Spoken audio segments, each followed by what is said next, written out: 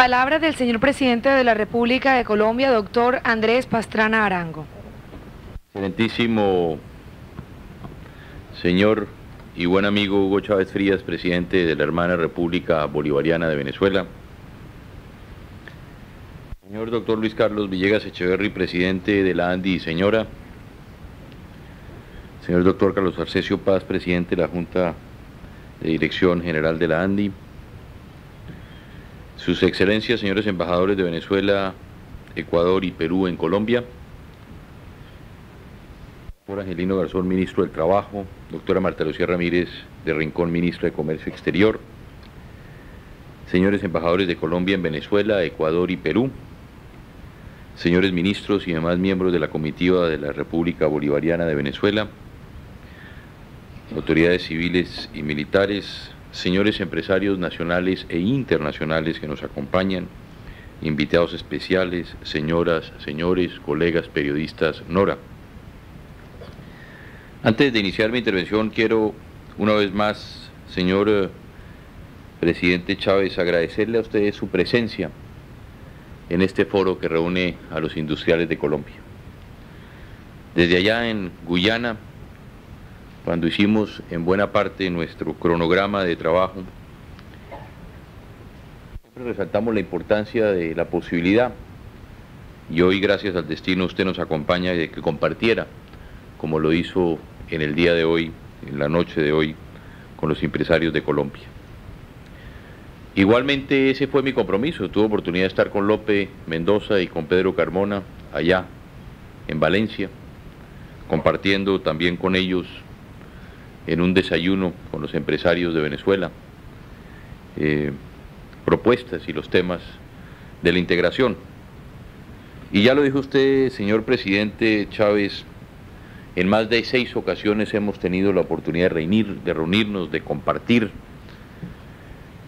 Y usted ya lo reiteró, y más importante que simplemente los encuentros presidenciales, yo siempre he hablado de la diplomacia personal, de ese contacto permanente, de poder compartir muchos de los problemas, como además lo hemos hecho y debe ser entre los amigos, de una manera franca y de una manera abierta. Y ya lo dijo usted, Hugo, hoy hay amistad, hay confianza entre los presidentes de Colombia y la República Bolivariana de Venezuela. Pero a veces digo que si por allá llueve, por aquí no escampa. Cuando recuerda usted, hubo muchas veces, teníamos la oportunidad de reunirnos, y Pastrana que va a Venezuela.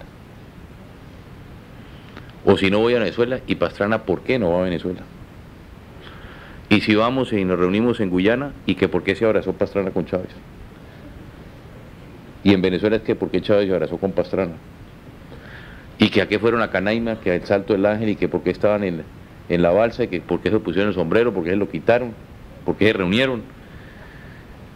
Pero la verdad que todo eso ha servido precisamente para que pudiéramos generar ese espacio de confianza y de amistad, y por sobre todo de fortalecimiento, como usted lo ha reiterado aquí, porque además ese es nuestro compromiso con el proceso de integración que viven nuestros dos países.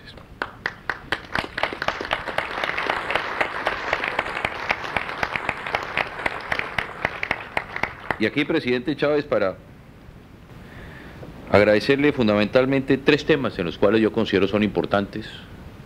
En Guyana hablamos de integración, hablamos de la comunidad. Afortunadamente tuvimos la oportunidad de reunirnos en Valencia, en esa importantísima reunión que usted lideró como presidente de la Comunidad Andina, lo cual se lo agradecemos. Compartimos temas que fueron de trascendental importancia para el proceso de integración al interior de la comunidad. En segunda instancia, sea también esta la oportunidad, a pesar de todas las críticas y a veces comentarios que salen, de agradecerle a usted y a través suyo al gobierno y al pueblo de Venezuela por la ayuda permanente y constante que siempre han tenido en nuestro proceso de paz. Desafortunadamente se frustró la última reunión en Venezuela con el Ejército de Liberación Nacional, donde cuando todos aspirábamos a que pudiéramos llegar a un proceso con este grupo político, se cerraron las puertas. Ya lo he dicho, dialogar no es turnarse la palabra. para dialogar y para llegar a la paz hay que tener voluntad de paz. Y por eso no solamente agradecerle a usted y a su gobierno, reitero, ese esfuerzo y ese trabajo por nuestro proceso de pacificación en Colombia, y decirle a usted aquí, como lo hemos reiterado los grupos insurgentes, que mientras que haya voluntad de paz, las puertas de mi gobierno siempre seguirán abiertas para poder consolidar ese proceso. Tercero, también reiterarlo de aquí, dos agradecimientos. Uno, porque si hubo un presidente que estuvo permanentemente dispuesto a trabajar por la Copa América fue el presidente Chávez. Desde el primer momento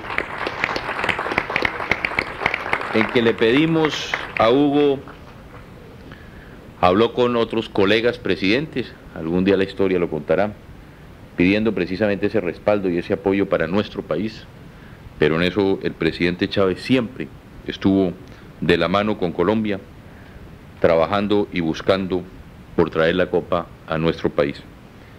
Y por último hay que darle el agradecimiento del 2-0 de ayer también. Yo creo que en todo caso eso sí nos toca y le agradecemos y esperamos que pueda ser el buen augurio para que mañana Colombia, ya el otro día en la transmisión del mando del presidente Toledo, públicamente les pedí disculpas a todos los países amigos a los que les ganamos en la Copa América y bueno, esperamos que mañana Colombia pueda dar un paso más en la clasificación para la Copa Mundial en Japón y en Corea. Mañana con Perú. Para mí es muy placentero estar hoy aquí y poder compartir con ustedes mi visión sobre temas que son del interés de todos, como son el tema de la paz y de la economía. Ya Hugo habló de la República Bolivariana de Venezuela. Ahora, a pesar que no me lo preguntaron, voy a hablar de la situación en nuestro país. Hace unos días, mi gobierno tomó la decisión realista de considerar una meta de crecimiento económico para este año inferior a la que planteamos inicialmente. Ante esta determinación, muchos diagnosticaron que la reactivación que comenzó promisoriamente el año pasado sufría ahora un grave retroceso. Pese a que la revisión se debe en gran parte a un fenómeno de desaceleración de la economía mundial, pocos apreciaron que esta revisión fue proporcionalmente más baja que la que hicieron muchos países, como el caso de Chile, de los Estados Unidos, de Alemania, de Brasil o de México, y ni hablar de las más drásticas como las que tuvieron que hacer naciones hermanas, como el caso de Argentina y del Perú. Hablábamos con el presidente Lagos de Chile el otro día en una comida, y cuando le decían que si la meta de Chile iba a bajar, y él dijo sí, que la meta de Chile iba a bajar algo un poco más de 2 o 2,5 puntos, pero que en todo caso el crecimiento de Chile iba a ser el doble al del mundo, que es lo mismo que nos va a suceder en Colombia. El promedio del mundo es la mitad de lo que Colombia aspira a crecer en este próximo año.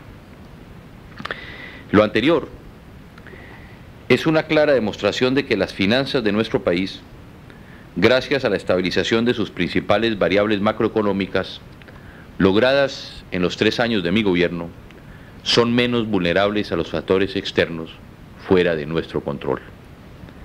A otras dos causas, además de la desaceleración mundial, pudiéramos atribuir la relativa desaceleración de nuestro crecimiento al conflicto armado, que desangra la economía, y al ánimo nacional, y segundo, a la disminución de la demanda interna. Yo recibí de la inmensa mayoría de los colombianos un mandato expreso y en desarrollo de ese mandato propuse un proceso de paz, en unas circunstancias complejas como pocas, y en el que sin duda hemos ido avanzando. Pero así como hemos sido pacientes en la paz, hemos sido también fuertes y firmes al momento de defender nuestras instituciones y defender los derechos de todos los colombianos.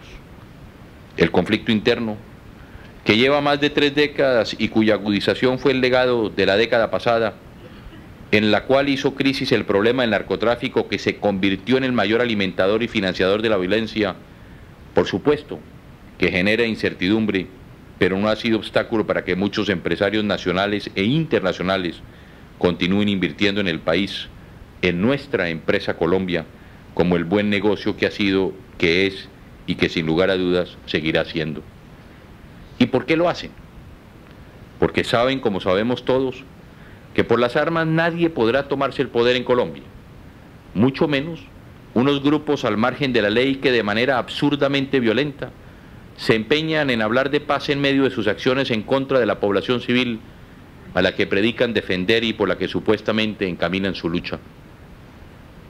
Por eso es que la consecución de la paz en Colombia debemos entenderla como un todo indivisible, que no solamente puede medirse por los avances de la mesa de negociación en el Caguán. Allí estamos trabajando sin descanso, implementando uno a uno los puntos de los acuerdos de los Pozos. Se logró la liberación de 360 miembros de las Fuerzas Armadas. Estamos discutiendo las propuestas cruzadas sobre el cese al fuego y de hostilidades y se siguen adelantando las audiencias públicas para la discusión de la agenda temática. Nuestro objetivo y lo que más nos conviene a todos, y cuando digo todos me refiero a todos los colombianos, sin excepción de ninguna clase, es sacar adelante las negociaciones. Pero la paz es un proceso mucho más amplio e integral, y la evaluación de cómo vamos en él debe incluir también otros factores de vital importancia que van más allá de la sola negociación con los subversivos. Nuestra visión de la paz se construye también con el Plan Colombia, que es el plan de transformación social más ambicioso e integral de la historia del país, con la aceptación y puesta en práctica por la comunidad internacional del principio de la responsabilidad compartida en la lucha contra las drogas ilícitas y, cómo no, con el fortalecimiento de las instituciones y dentro de ellas la modernización y profesionalización de nuestra fuerza pública como la fuerza de la institucionalidad colombiana y de la paz. El Plan Colombia, en efecto, está comenzando a transformar el país, particularmente en las zonas más afectadas del conflicto. Dentro de él, más de 2 billones de pesos están siendo destinados a la puesta en acción de las herramientas para la paz, 4 programas de alto impacto social, generadores de bienestar, de calidad de vida y de empleo, familias en acción, empleo en acción, jóvenes en acción y vías para la paz. Los más débiles han sido y seguirán siendo la obsesión de mi gobierno. Por ellos es por quienes el Plan Colombia trabaja y estará trabajando. Tal vez ellos no son noticia y por eso los colegas de los medios no están presentando cuántos colombianos humildes están trabajando en obras comunitarias, cuántos colombianos están trabajando en los caminos vecinales para su propio beneficio. No hablan de las madres de estrato 1 que están comenzando a recibir sus subsidios. No registran ni es noticia lo que hacemos en el Putumayo, en la Orinoquia, en el sur de Bolívar, en tantas zonas apartadas y olvidadas del país donde prácticamente nunca había llegado el Estado, pero donde estamos comenzando una revolución social positiva cuyos frutos estamos recogiendo. Esas noticias no brillan, pero también son las noticias de esa otra Colombia que no es la de Bogotá, Medellín, la de Cali, la de Barranquilla, Bucaramanga o demás capitales importantes. Al finalizar mi gobierno, habremos generado a través del Plan Colombia 150.000 empleos transitorios mediante el apoyo a proyectos de infraestructura física, beneficiando a 234.000 familias, 234.000 familias con subsidios para educación, para salud y nutrición de los niños, y capacitando a 52.000 jóvenes en oficios semicalificados. Entre tanto, con Vías para la Paz del Plan Colombia vamos a invertir más de 1.1 billones de pesos en la pavimentación y mejoramiento de más de 2.000 kilómetros de carreteras en las zonas más críticas del conflicto, incluyendo una mejora sustancial en las rutas fluviales. Esta es una cifra de inversión sin precedentes en el país, que se ejecutará en los próximos 3 años y que sobrepasa, óigase bien, en más de 4 veces las inversiones que en este tipo de obras de infraestructura vital se han realizado en los últimos 20 años en nuestro país. Eso, señoras y señores, es paz. Eso también es paz. Súmenle en lo anterior el respaldo que hoy tiene Colombia en la comunidad internacional, que acompaña, como lo ha hecho Venezuela, respetuosa nuestro proceso, que apoya nuestros programas sociales en desarrollo del principio de la corresponsabilidad. Como lo dije en mi discurso ante el Congreso de la República, más de 3.600 millones de dólares de aportes y créditos del exterior para la consolidación de las instituciones colombianas, son palabras mayores y sobre todo nunca vistas antes en nuestro país.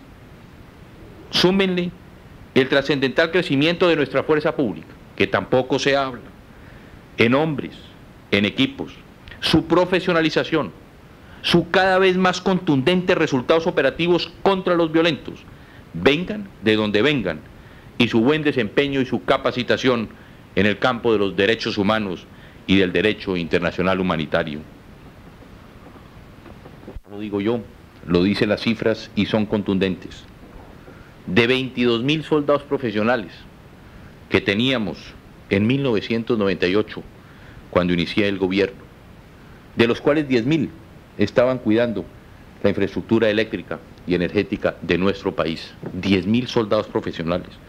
Hoy, al finalizar este año, contaremos con 55.000, 150% más en tan solo 3 años. De 55.000 soldados regulares que tenía al iniciar en mi gobierno, hoy contamos con 73.000, y en el año 2004, en lo que he denominado el Plan Fortaleza, pasaremos de 55.000 soldados regulares y vamos a contar con 103.000. En total, el pie de fuerza entre 1998, cuando recibo el gobierno, y el 2004, se habrá duplicado, llegando a los 160.000 efectivos en un esfuerzo por consolidar la defensa de nuestras instituciones. Pero además, estamos cuadruplicando nuestro número de helicópteros, los números de helicópteros pesados artillados, pasando de 4 a 16 en este año, y más que duplicando nuestro número de helicópteros de transporte, pasando de 82 a 170. Estos son los esfuerzos por consolidar la presencia institucional del Estado y como tales son también esfuerzos por consolidar una paz duradera. Entonces, bajo esta mirada objetiva llena de hechos concretos y contundentes, podemos hablar de cómo va la paz en su concepción integral. Y entonces sí podremos decir con convicción que estamos avanzando en la solución de un problema complejo que no se puede evaluar con criterios simplistas ni basados únicamente en las noticias de violencia que producen los grupos al margen de la ley. Apreciados amigos, ahora hablemos de economía, es decir, hablemos del comportamiento de los colombianos frente a las expectativas. Como ustedes bien saben, se ha hablado también del estancamiento de la demanda interna como de un factor que frena nuestro crecimiento. Tratemos sobre este tema, pero primero, déjenme hacerle a ustedes unas preguntas elementales.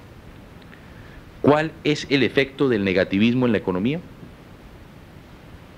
Esta es una pregunta sencilla que cualquiera de los aquí presentes me podría ayudar a responder.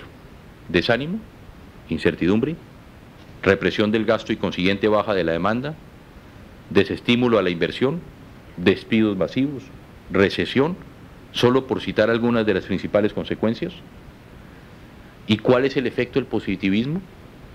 No cabe duda de que es exactamente el contrario: ánimo, certezas, decisión de gastar, consiguiente aumento de la demanda, estímulo a las nuevas inversiones, contratación de nuevo personal, crecimiento. ¿Qué hace la diferencia? Por supuesto, los factores objetivos sobre los cuales nos formamos un criterio, pero por sobre todo un estado de ánimo. Pero hay algo más. Sobre dichos factores objetivos está la forma en que los enfocamos, en que los apreciamos, en que los interpretamos o los divulgamos.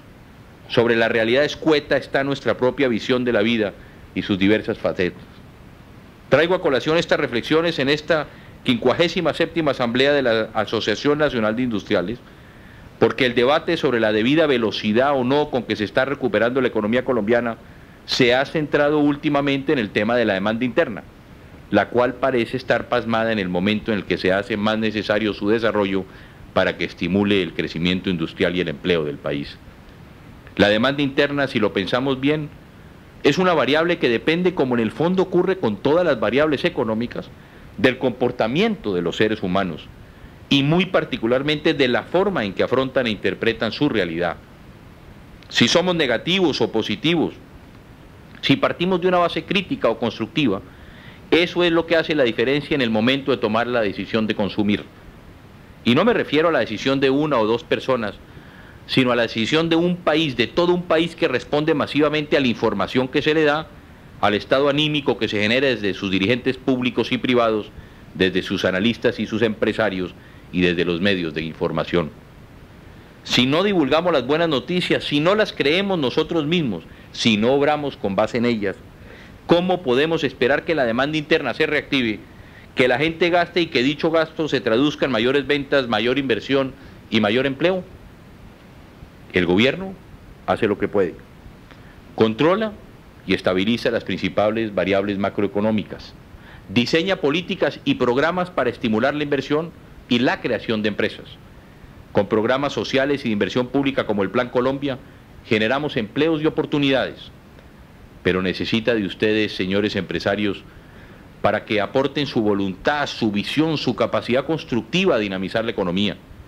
Y eso implica la firme determinación de ser positivos, de hacer eco también a las buenas noticias y de ver la realidad sin prismas que la distorsionen.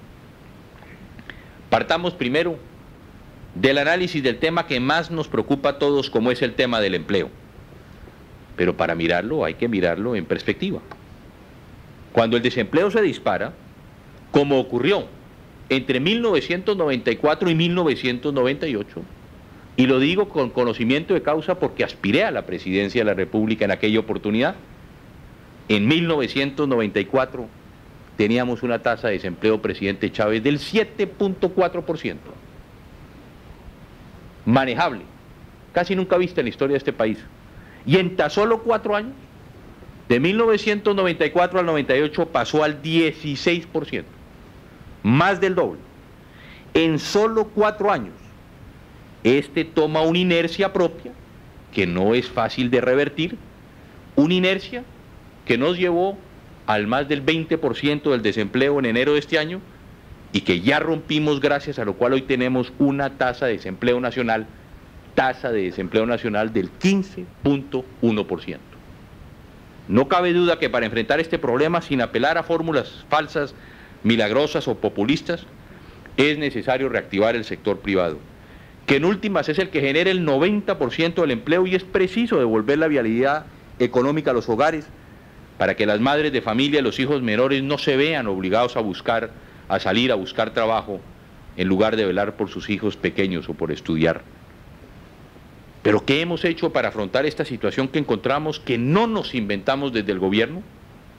Para reactivar el sector privado mantuvimos en pie el sector financiero y el sector productivo, a través de la intervención del Estado, el primero, y del ingenioso diseño de la Ley 550 para el segundo.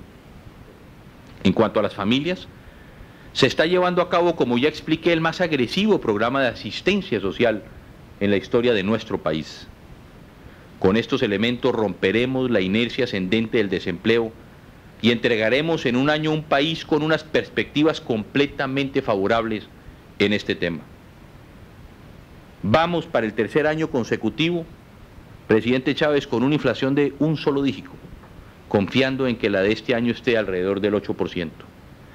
Hemos derrotado la inflación y con ella el impuesto más costoso para la gente más pobre de Colombia. Y esto, un logro, cuando veníamos de una tasa de inflación en 1997 del 17.8 y del 16.7 en 1998. Por supuesto que sí. Entonces hablemos de él, contémoslos, utilicemos sus ventajas. Mi gobierno recibió una economía con tasas de interés que a veces perdemos la memoria en nuestro país, que superaba el 50% del efectivo anual, haciendo inviable cualquier negocio. Hoy las hemos bajado en más de 30 puntos y se mantienen estables. ¿Es esto un logro? Definitivamente que sí. Entonces divulguémoslo, usémoslo, contémoslo, creamos en él. Teníamos un peso artificialmente revaluado que hacía más atractivo importar bienes extranjeros que comprar productos nacionales. Hoy tenemos una tasa de cambio libre y competitiva que fluctúa sin sobresaltos, aún en medio de las crisis internacionales. Además, las exportaciones no tradicionales están creciendo por encima del 15%, en gran parte impulsadas por el sector manufacturero. Además, estamos venciendo el contrabando, como hoy mismo los medios de comunicación por fin lo resaltan, bajando del 87% al 8% el consumo de cigarrillos ilegales, cosa que nadie creía en este país. Del 60% al 12%, la compra de electrodomésticos de contrabando, que tampoco se creía en este país. Y del 90 al 50%, los licores ilegales. ¿Son estos logros, queridos amigos? Nadie podría dudarlo. Entonces, ¿por qué no creer? ¿Por qué no salir a contarlo también? Y gracias a los mecanismos de ajuste fiscal que con responsabilidad y a costa, en muchas ocasiones, como digo yo, de las encuestas y el prestigio político, hemos puesto en práctica el déficit del sector público consolidado, que fue del 6.4 en el año 99, bajó al 3.6% el año pasado, no pasará del 2.8% este año, ni del 1.8% el año próximo. ¿Es esto, pregunto yo, un logro? Claro que sí. Entonces, ¿por qué no hablar de él? Con medidas de emergencia, un enérgico tratamiento, como ya mencioné antes. El sector financiero en Colombia no cayó en una crisis sistémica cuando recibí yo el gobierno, y hoy está firme, fuerte, consolidado, presentando utilidades por más de 230.000 millones de pesos en mayo de este año. Pero para impedir esta crisis, a la gente se le olvida. Yo cuando salgo a recorrer los municipios de Colombia, son los pobres de Colombia que me dicen por qué defendimos el sistema financiero y no hicimos las inversiones sociales. ¿Por qué salimos a defender a unos pocos cuando el país quería vivienda, salud y educación? Para esta crisis, para tener que impedir esta crisis, tuvimos que invertir 7.6 billones de pesos, de los cuales 5 billones se destinaron a proteger el ahorro de la gente en la banca pública, 1.8 billones de pesos a aliviar la situación de los deudores del antiguo UPAC, a defender la vivienda de más de 800.000 colombianos que la iban a perder, y 0.4 millones a la situación de la banca privada y 0.4 millones al sector cooperativo. Sin embargo, el costo de impedir dicha crisis fue del 4.1% del PIB, sustancialmente menor que el que tuvieron que pagar otras economías en similares circunstancias, que oscilaron entre el 10 y el 11%. Pregunto yo una vez más, ¿es esto un logro? No cabe duda, queridos amigos industriales. Y hablemos del campo, el olvidado campo colombiano, como está olvidado el campo venezolano. Pero aquí, presidente Chávez está saliendo de su abandono. Y óigase bien, estamos creciendo, presidente, a tasas superiores al resto de la economía. Mientras el agro, porque también hay que verlo en perspectiva, en 1998 decreció en un 0.87%, 0.87% en el año 98. El año pasado, presidente Chávez, queridos amigos, crecimos en un 5.2% y se espera que este año crezca cerca del 4%. En 1997, la balanza comercial agropecuaria sin café era negativa en 25 millones de dólares. Y el año pasado, la misma balanza sin café fue positiva en 500 millones de dólares. Pregunto yo, ¿son estos logros? Entonces digámoslo también, y digámoslo fuerte, porque no hay peor sordo que el que no quiere oír. Y aquí, doctor Villegas, también quiero darle una buena noticia para los departamentos y para los municipios del país.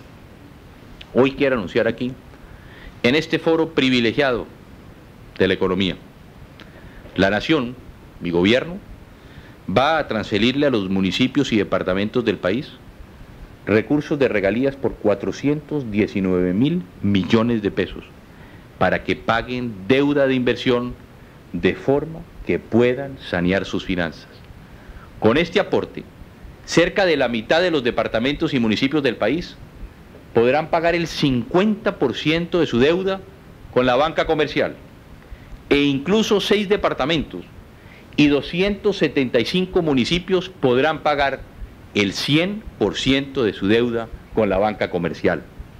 Estas sí son buenas noticias para las regiones del país, buenas noticias para las entidades territoriales, para todos los colombianos, para el sector financiero y para el sistema financiero de nuestro país.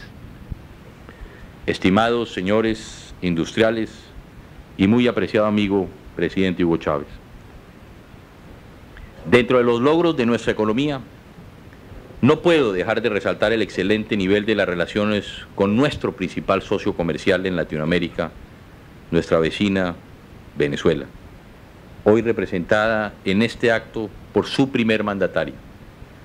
Marchan por un excelente camino de complementación política y económica que augura mayor crecimiento para nuestras empresas y para nuestras zonas fronterizas. El año pasado, ya lo dijimos, allá en Valencia, nuestro comercio bilateral creció en más del 24%, y este año seguramente lo hará también por encima del 20%, hasta alcanzar los 2.800 millones de dólares de intercambio. La sola presencia en este acto de empresarios colombianos del presidente Chávez es ya una prueba de la nueva y excelente dinámica, como ya lo reiteré, de nuestras relaciones. Dentro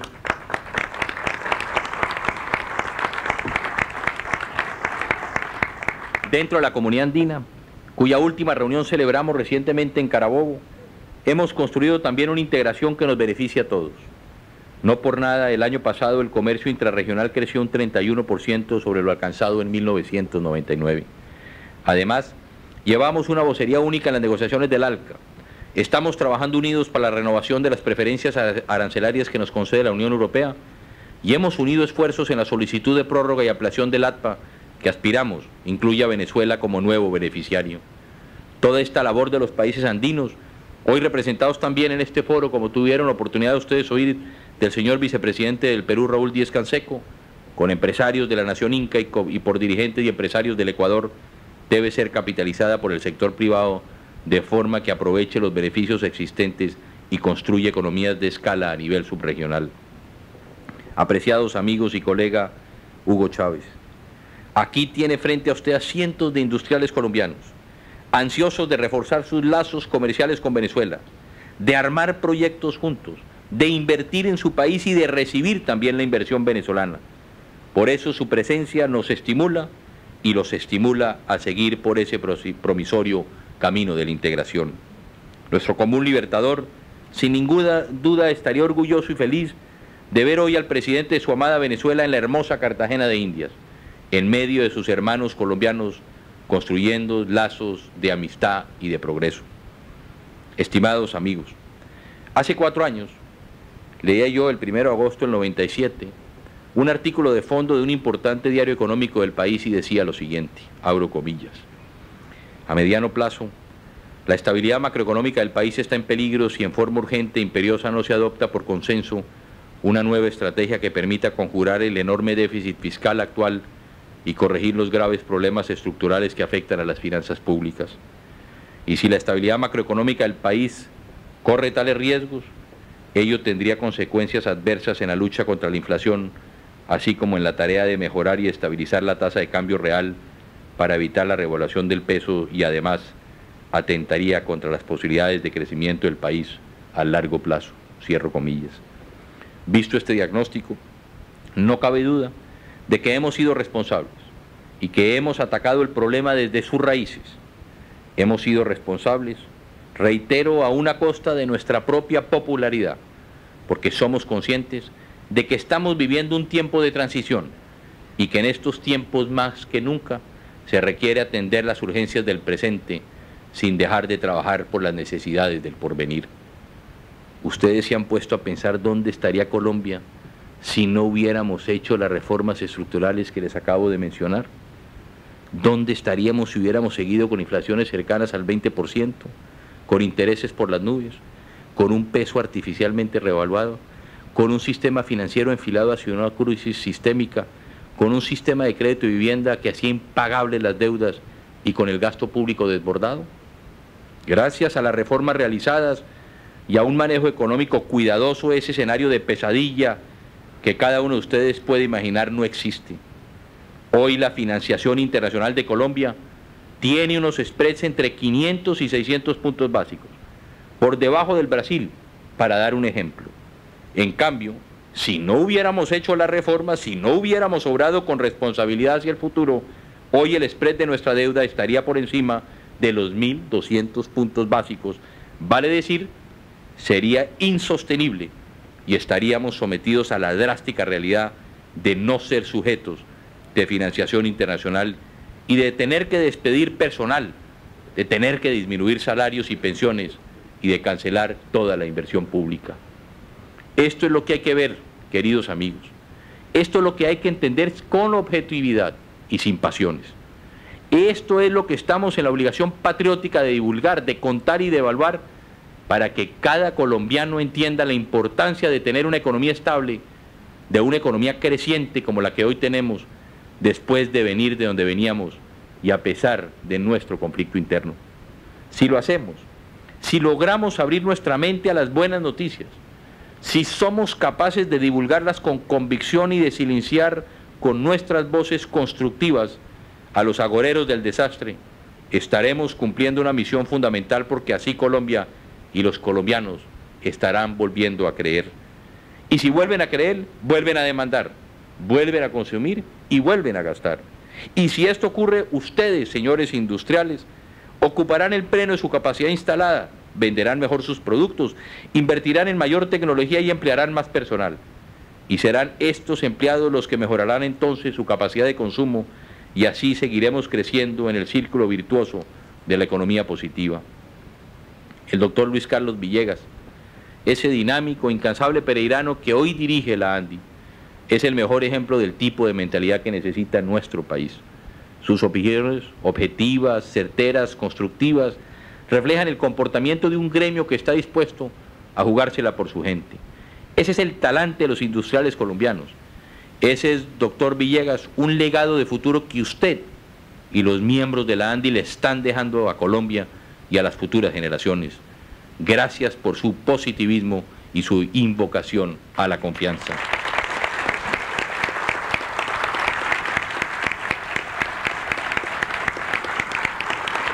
Salir adelante depende de nosotros, solo de nosotros. Las condiciones están dadas y no hay excusas para seguir sucumbiendo al pesimismo contagioso de los que solo ven las noticias de sangre. No podemos, como parecen sugerir algunos, optar por el suicidio como solución a la muerte. Colombia y todos los países del mundo, pensemos no más en la Europa de la posguerra, han surgido muchas veces de situaciones peores y esta no va a ser la excepción. Pero necesitamos de un motor de arranque, y ese motor es la capacidad para conocer, de creer y divulgar las buenas noticias de la paz entendida en su concepción integral y las buenas noticias de la economía. Al iniciar mi intervención les hablaba de la diferencia entre una economía signada por el negativismo y otra por el positivismo. No son los hechos, sino la forma en que reaccionamos frente a ellos. La moraleja de este discurso es clara y sencilla.